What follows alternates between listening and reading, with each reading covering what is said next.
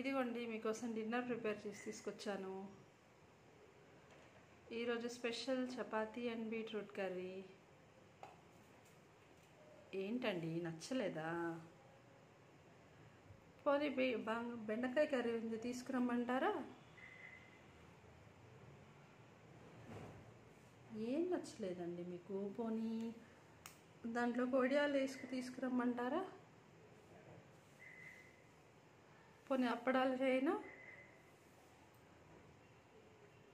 ఏమైందండి? ఏది వద్దంటారు? పోనీ కొత్త ఆవకాయ ఉంది, అది తీసుకురమ్మంటారా?